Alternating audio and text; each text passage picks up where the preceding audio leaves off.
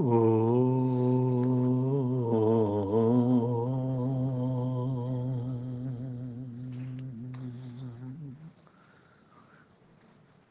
अरिहन्तु महद्देवो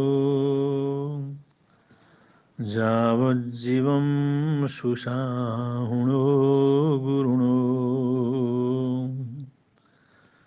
जिणपन्नतं तत्तं यसम्मतं मयेगह्यम्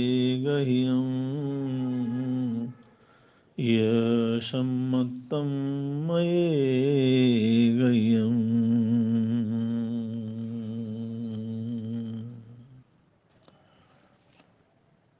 एक अद्भुत फकीर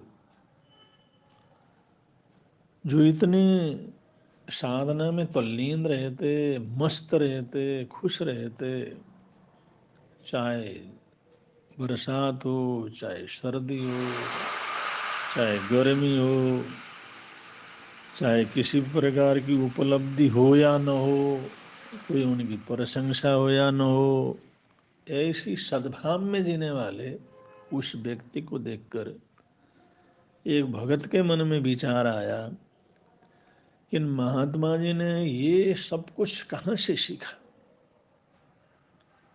ये कौन से गुरु हैं जिन्होंने उनको इतना अद्भुत बनाया। और इस आंतरिक संभाव के कारण, आंतरिक शांति और प्रसन्नता के कारण से वो जो आशीर्वाद में फल जाता था, जो बोलने हो जाता था, और वो किसी का भी उस श्रेय अपने ऊपर नहीं लेते थे। वो कहते थे जो कुछ हुआ है प्रभु भक्ति से हुआ है, प्रभु कृपा से हुआ है, इसलिए उनका नाम लो, मुझे कुछ कहने की जरूरत नहीं। तो इस भक्त ने पूछा एक दिन कि गुरुदेव, एक जिज्ञासा है, आपका जीवन, आपका व्यवहार, आपकी सोच, आपकी सकारात्मकता, सभी तरह की अनुकूलताएं प्रतिकूलताएं आपके सामने भी आती हैं, लेकिन कभी आपने उसकी कोई किसी प्रकार की शिकायत नहीं की और किसी प्रकार का ऐसा सोच मन के अंदर नहीं लाया। ये सब कुछ मंत्र आपको कहाँ से मिला, कहाँ से सीखा ये सब कुछ? ये कौन है आपके गुरुजी जिनसे इस तरह के जीवन को आपने सीखा है? कहीं से तो सीखा है, या फिर साधना करते करते आपको ये बोध हुआ है, इस ऊंचाई को आपने छुआ है, इस गहराई तक आप पहुंचे हैं।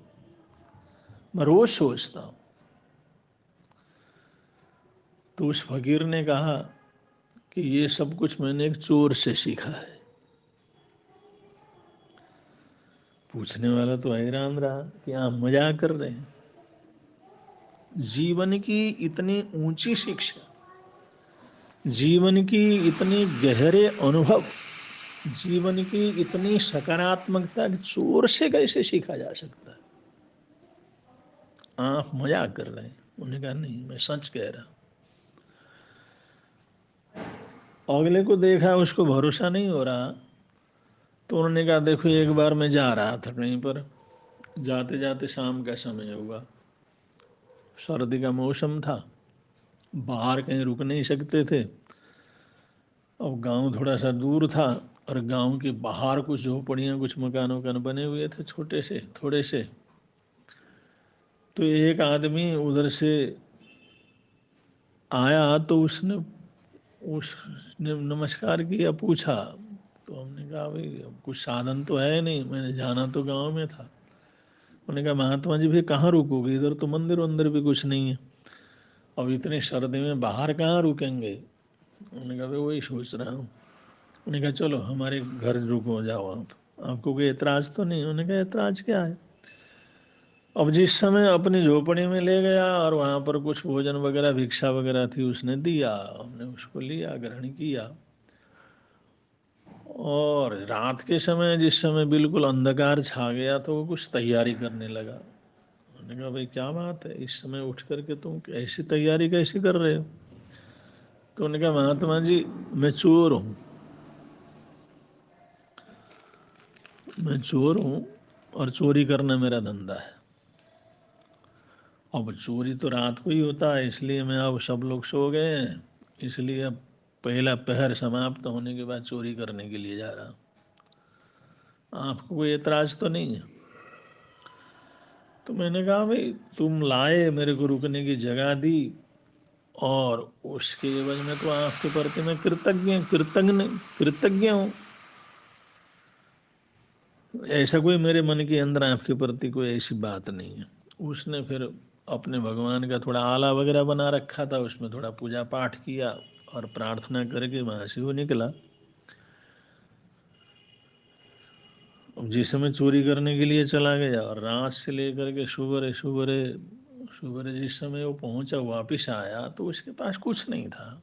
मैंने पूछा भाई क्या बात, कुछ लेकर के नहीं आए? उन्होंने कहा आज कुछ जुगाड़ ही नहीं लगा, कोई हिसाब ही नहीं लगा कुछ भी। मेहनत तो बहुत की लेकिन हुआ कुछ भी नहीं। लेकिन बड़े आराम से फिर वो तो सो गया, आधा दिन वो सोया। और उन्होंने कहा महात्मा जी आपके लिए जो है थोड़ा सा प्रसाद वगैरह है, और आगे कोई थोड़ा बहुत इंतजाम कर लेंगे हम, आप रुको यहीं पर रुको। तो उसने कहा भाई इतने जल्दी कब कब तो आपकी सेवा करने का मौका मिलता है, आप आए हैं तो आप भी राजो। या ठीक है। मैंने भी सोचा चलो कोई बात नहीं, जिंदगी के अंदर ये पहला ही अनुभव अपने को हो रहा है। एक चोर आदमी चोरी करने वाला, उसमें भी इतनी भावना है, और वो प्रभु की प्रार्थना भी करता है, भक्ति भी करता है, उसने झूठ भी नहीं बोला है। मैं वहीं पर रहा। दूसरे दिन भी इसी प्रकार की बात हो गई, उसी तरह से प्रार्थना की और चला गया, लेकिन कुछ नहीं मिला। आ करके वो फिर सो गया। उन्होंने कहा महात्मा जी आज कुछ नहीं हुआ। अब ऐसे चलते चलते 15 दिन बीत गए, लेकिन 15 दिन बीतने के बाद भी उसने एक बार भी प्रभु परमात्मा से उसने शिकायत नहीं की, और उसने कुछ भी तो प्रार्थना जो करता था रोज का उसको छोड़ा नहीं। उसी हर्षोल्लास के साथ प्रार्थना करता, उसी हर्ष वो जो भी उसने करना नित्य नियम कर लेता, और करके फिर चोरी के लिए चला जाता। 8-10 घंटे पूरी मेहनत करता, कुछ नहीं मिलता, लौट करके आता, फाके पड़ गए उसको, हालात ऐसे हो गए। लेकिन मैंने भी सोचा भाई ऐसी हालात में किस तरह से, मैं जैसे गांव के अंदर गया तो लोग भिक्षा वगैरह देते थे, उससे जो है हमारा दोनों का गुजारा चल रहा था। मैंने भी सोचा भाई ये आदमी है, इसके साथ एक नया अनुभव मैं कर रहा हूँ, एक चोरी करने वाला भी ऐसा जीवन जी सकता है। तो मैं ले आता था भिक्षा वगैरह, उससे गुजारा चलता था, उसके पास तो कुछ भी नहीं था। उन्होंने कहा महात्मा जी आपसे तो नहीं लेना चाहिए, लेकिन क्या करें परिस्थिति ऐसी है। तो ऐसे मैं करीबन 1 महीना वहाँ पर रहा, लेकिन उसमें 1 महीने में जो 27-28 दिनों में उसको एक बार भी सफलता नहीं मिली, लेकिन उसने एक बार भी प्रभु से जो है शिकायत नहीं की। उसने एक दिन भी अपने प्रार्थना को नहीं छोड़ा, एक दिन भी अपने प्रभु भक्ति को नहीं छोड़ा, न प्रार्थना छोड़ा, न अपने स्वभाव को उसने बदला, न उसमें गुस्से में आया, न उसमें तमतमाहट आई, न उसके अंदर कोई इस प्रकार की हीनता की भावना आई। रोज इसी तरह से सोता, थोड़ा बहुत जो मिला है वो खा लेता, और चोरी करने के लिए जाता, 7-8 घंटे परिश्रम करता, फिर लौट करके खाली आता, लेकिन उसके जीवन में कोई किसी प्रकार की परेशानी नहीं। ये सब कुछ देख करके मैंने सोचा भाई हम जो संत हैं, मैं इतने दिन हो गए मैंने दीक्षा ली, गुरु धारणा ली हुई, और इस भेष को परिवर्तन किया हुआ, लेकिन मेरे मन में तो 1-2 दिन में ही जो है परेशानी हो जाती। मैं तो शिकायत कर लेता हूँ, मेरे मन के अंदर तो परेशानी पैदा हो जाती है, हीनता पैदा हो जाती है। लेकिन ये आदमी, इसको मैं साधु कहूं या चोर कहूं, एक चोर होकर के भी इतना भरोसा, इतना विश्वास और ऐसी भक्ति। बस वहां से मैंने सीखा भाई जिंदगी में कुछ भी हो, लेकिन कभी नकारात्मक भाव नहीं आना, कभी नकारात्मक नहीं सोचना, कभी प्रभु से शिकायत नहीं करना, और अपना जो प्रभु भक्ति का काम है, अपना कर्तव्य है, उसको तहदिल से प्रेम से करना।